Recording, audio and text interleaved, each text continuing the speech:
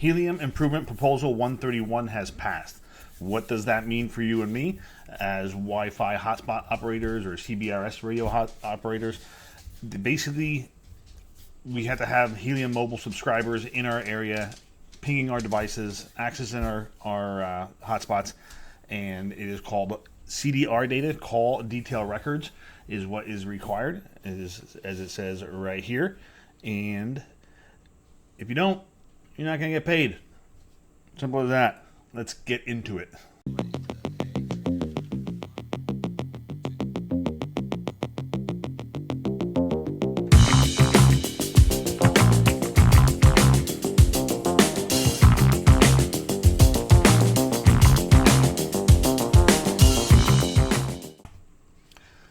Alrighty, Rescues Crypto Cave here. As we can see, we're on Helium's website, going over the most recent Helium improvement proposal.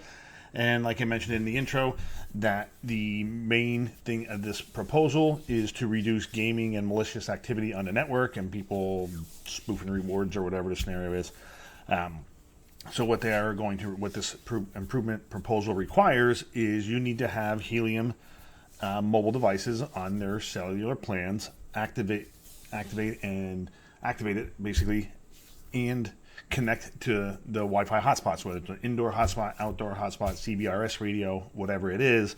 And if it doesn't, it is basically not going to be eligible for proof of coverage rewards, and is only in spots that have a 0.5x multiplier or higher. Affected areas right here within points of interest designated as A ** B ** zones, which are basically like the boosted locations.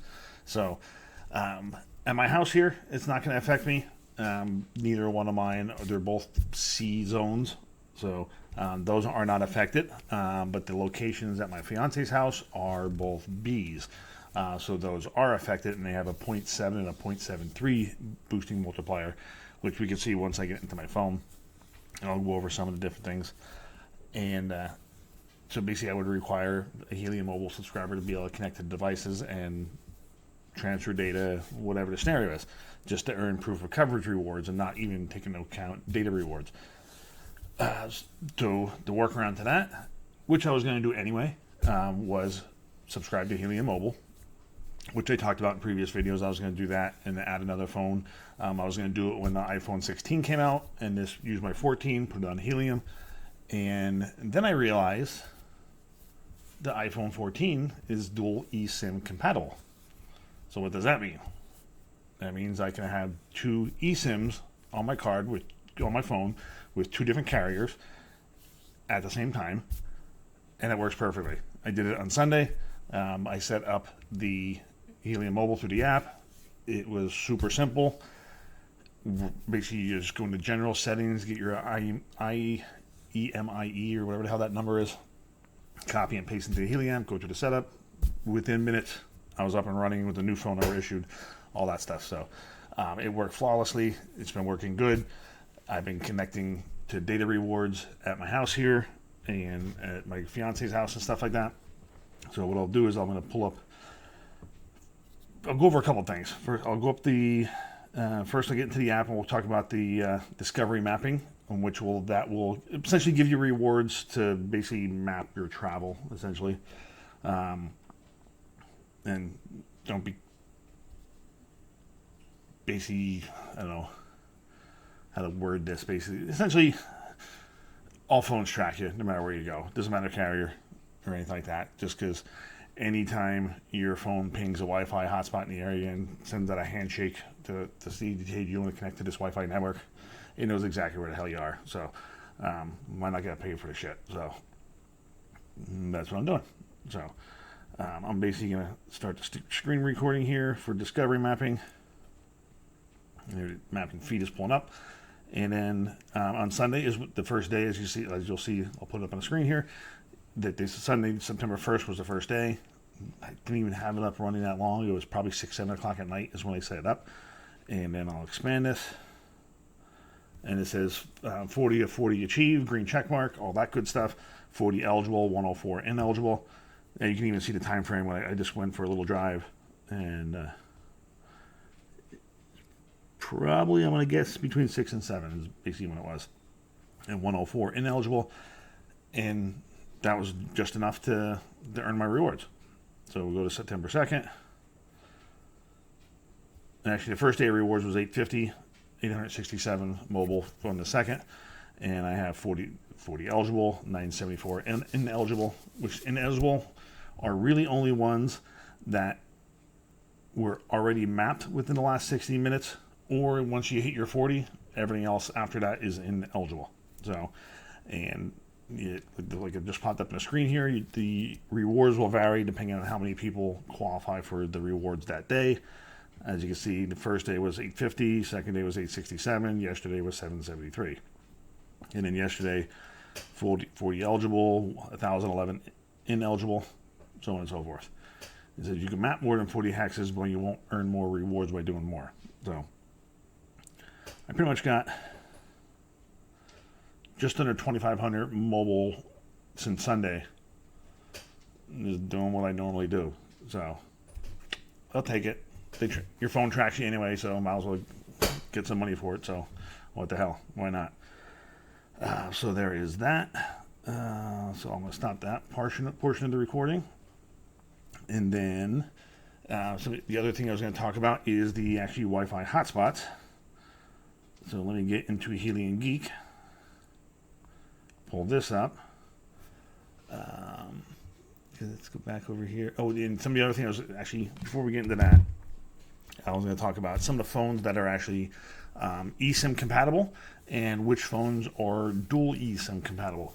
iPhones from 13 on are eSIM compatible, and I believe dual eSIM compatible. Pretty sure. Let's get into this. That is that. Yeah, this is what these are all the ones that are eSIM compatible. So eSIMs are pretty much from iPhone XS all the way up to the 15 Pro Max. They all have eSIMs. 13s on all have dual eSIMs that you could use. And then iPads, maybe not many people will be using this for iPads, but you never know. If you do have a cellular one, all the iPads I have are all Wi-Fi's, so none of them would work. And then a list of Samsung phones with eSIMs. And I believe all the Galaxy S3s and Pixels and 7s and 8s and stuff like that are all dual eSIM compatible. So even if you have somebody with like Verizon, AT&T, my main carrier is Xfinity, and anybody basically, you could have dual eSIMs with the same phone. And you can pick and choose as far as what data you want to use, what all that stuff. So since I have to pay for data through Xfinity, I pretty much use Helium's data. So since it's unlimited, it's $20 a month. So I use the same phone, get unlimited data. Win-win to me. So, and pretty much, as you'll see, this is more than going to pay for itself as far as the $20 a month. Just in the tracking awards here, I'm going to flashbang it here for a second. Sorry about that. This is Junet.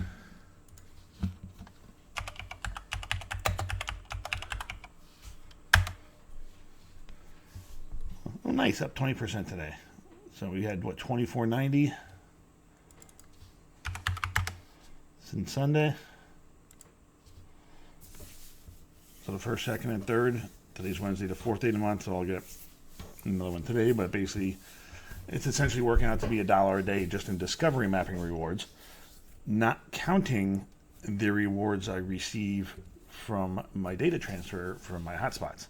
So that's what we're going to get into next. So I am going to pull that up. Let's see here. I'm going to get the Helium Geek. Now, some of the stuff I'll black out just because it's going to have all my names of my hotspots and all that fun stuff. So, looks like I might have an issue. I might have to go check on the other indoor hotspot. But anyway, I'm going to start recording.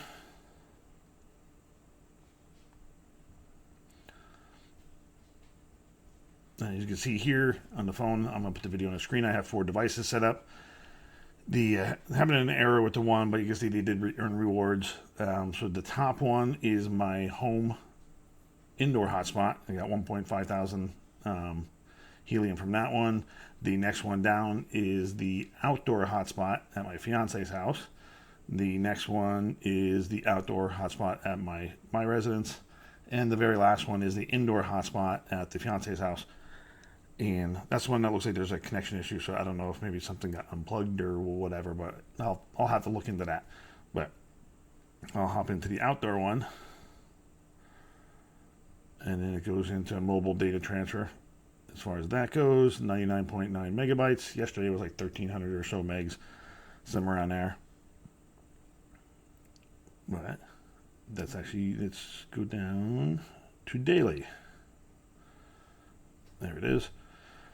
So you can see the 3 different days, the amount of rewards and stuff like that I got. As far as this thing was earning, as you can see, less than 300 mobile a day. And then yesterday it earned 1,500 mobile a day. So, and then the last couple of days were almost just under 600. Probably one's around 500. So somewhere around there. And then we'll hop into the outdoor. Yeah, this is the outdoor at the fiance's house. That one, just a tiny little smidge of data at the top. You can see there's a little tiny little red line there. So it wasn't a ton of data, but could probably even go this way. Nope. Data. Yeah. 4 mobile for data. And then the next one, this is the outdoor hotspot for my location. Mobile data transfer is very small, 0.1 megabytes, so it's not a whole lot. But let's see. A couple little smidges of data there. Usage. I just have to make sure they connect to the different hotspots, go out in the yard, something like that, or I'm driving down the street and I can connect to my Wi-Fi. Just to make sure that gets a connection. There we go. Yeah, this even shows you some uploads, downloads, all that good stuff. And then the very last one, this is the one that there's an issue with. 1,500 minutes ago. So I need to do a speed test. So that needs to get taken care of right away. Still shows active, but anyway, let's hop into indoor. This actually doesn't show a whole lot.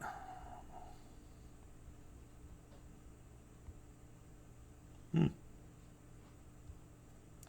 I gotta make sure I connect to that one. It does say mobile data transfer of 0.3 megs, which is a little bit, and that was at 9 o'clock this morning. So that was probably when I left the house. So here's mobile data transfers. Yeah, had some upload, download, had some activity there. So yeah, that's basically how that works. So if it's just data, I wish I could go back multiple days with this one, but just yesterday alone was like 1,300 mobile as far as data goes. I think I stopped recording. Yep. Yeah, I stopped recording. So the just the data rewards alone, between that and the mapping, is probably more than $20 a month for what the phone costs. As far as the subscription plan, I did not have to buy a new device like I was kind of thinking at first. So yeah, I mean, because there's nothing really wrong with the 14 that I have. I was going to get the 16 just to have a second one and get the newest one, but may not do that right away now. So I may actually hang on to the 14 for longer and then upgrade later, just because now I can do what I want to do with it. So, and I do have the dual eSIMs on there working, one with Xfinity, one with Helium, like I said. So if any of you are looking to subscribe to Helium, I will post my referral link down in the comments below. Helium's website doesn't say exactly what you get. It just says you do get rewarded money for it to your Helium account, so you can apply to your bill. Some things I saw online says it's $5. Hey, $5 is $5. I'll take it. Won't complain about that at all. So it's a win-win. The person signing up and the person that's referring to sign up is rewarded in the same manner. So hey, it's a win-win. So if any of you guys or gals are looking to sign up for Helium Mobile, I'll leave a referral link down below. I believe we both get a few dollars If you sign up under my link, you'll get a few bucks. I get a few bucks. Everybody wins. And I'll leave the links to the eSIM compatible phones down below, and also the list of dual eSIM compatible phones, if I can find a good one that lists all the specific ones that are dual SIM eSIM compatible. That way you could use the same phone for two networks and have two different numbers and stuff. So because I have two separate phone numbers, different area codes and everything actually for them. So, and it works perfectly fine. And that way you can take your rewards, especially if you have a Wi-Fi hotspot. It's drastically important that you have connections to it. Kind of out in the boonies, in the middle of nowhere, so not a lot of foot traffic or stuff like that. So I definitely needed to have it myself, and just so I could guarantee to get the proof of coverage rewards, because of that most recent Helium improvement proposal. It doesn't say it's a permanent thing. I think it's going to go 5 to 6 months, but they could extend it if they needed to.